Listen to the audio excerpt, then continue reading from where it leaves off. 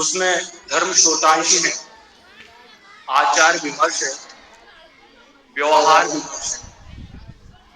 आचार क्या है? सदाचार, ठीक है। व्यवहार क्या है? ठीक है।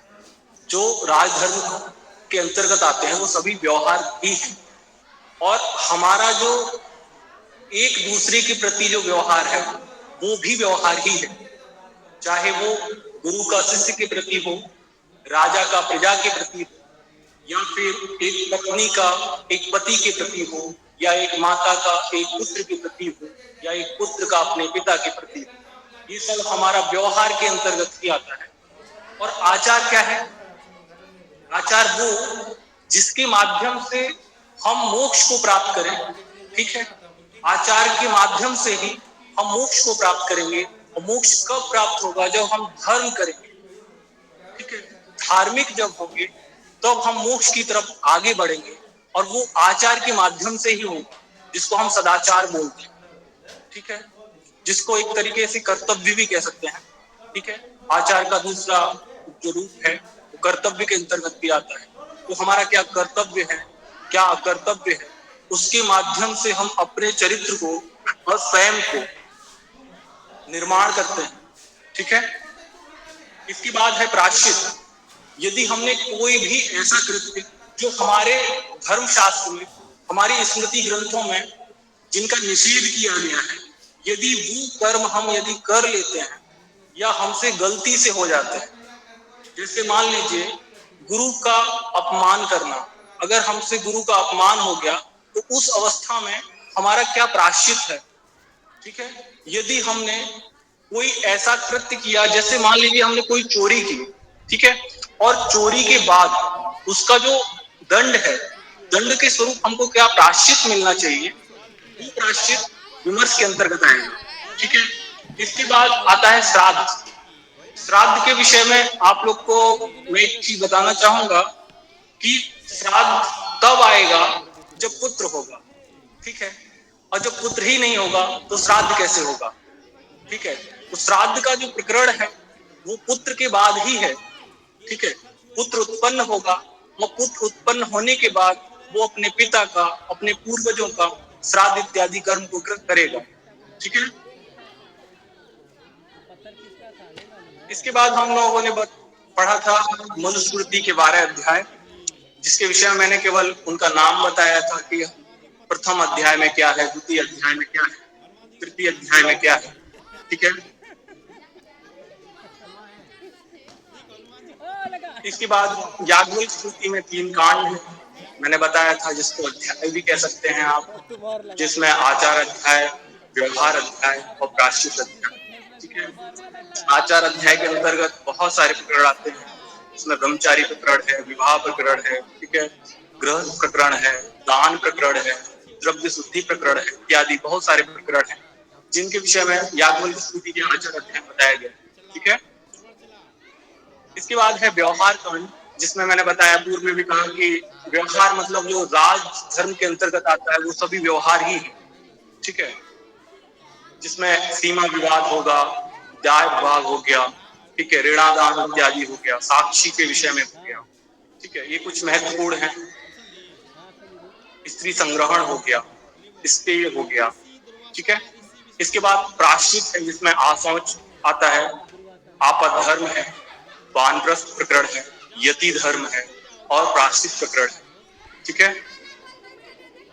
इसके बाद हम लोगों ने बात की थी ग्रंथ और ग्रंथकार की।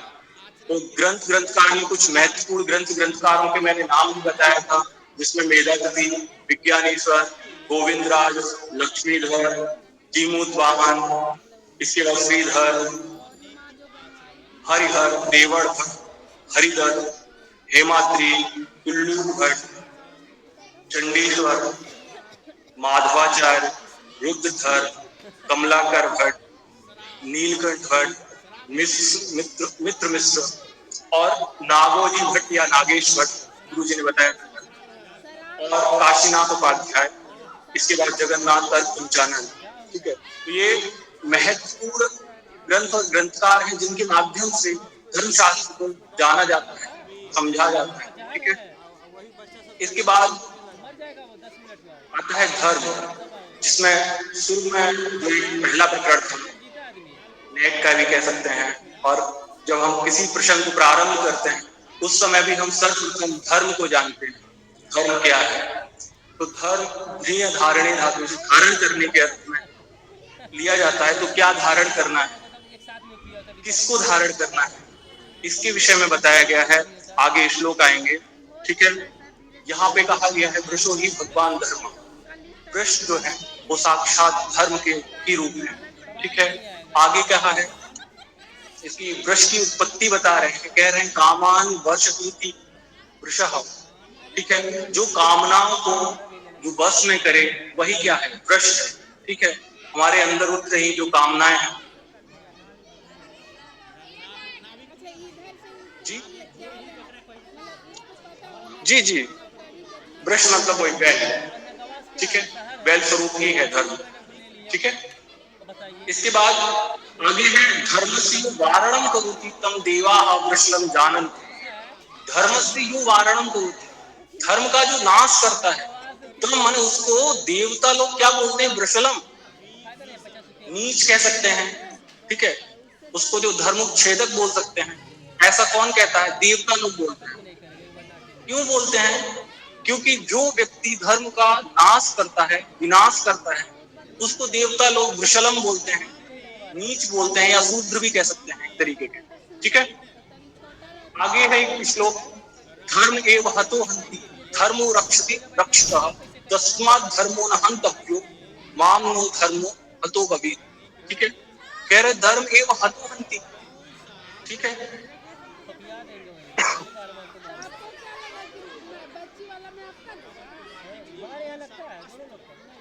कहते हैं कि यदि आप धर्म की रक्षा करेंगे तभी धर्म हमारी रक्षा करेगा। यदि आप धर्म की रक्षा करेंगे तभी धर्म हमारी रक्षा करेगा, यानी कि आपकी रक्षा करेगा। और यदि आप धर्म की रक्षा नहीं करेंगे तो धर्म आपका विनाश भी करने में देर नहीं करेगा, ठीक है। इसीलिए कहा कि धर्मो रक्षति रक्षित, इसलिए धर्म का हमेशा संरक्षण करना चाहिए, उसकी रक्षा करनी चाहिए। आगे कहा कि एक एव सुहृद धर्मो निधनेप्यु अपि नुयाति यह, ठीक है। यानी कि एक धर्म ही है जो आपका सुहृद है, आपका मित्र है, ठीक है। मित्र कैसे? क्योंकि निधन के पश्चात वो एक धर्म ही है, वो आपका पुण्य ही है जो आपके साथ जाता है। बाकी सब जो शरीर के साथ ही क्या होता है, विनाश हो जाता है। आपका चाहे आपके परिवारीजन, चाहे आपका कोई संबंध हो, चाहे आपके कोई कर्म हो, वो सब के सब इसी धरा पर रह जाते हैं। लेकिन आपके पुण्य, आपका धर्म आपके साथ जाता है, जिसको कहते हैं परलोक।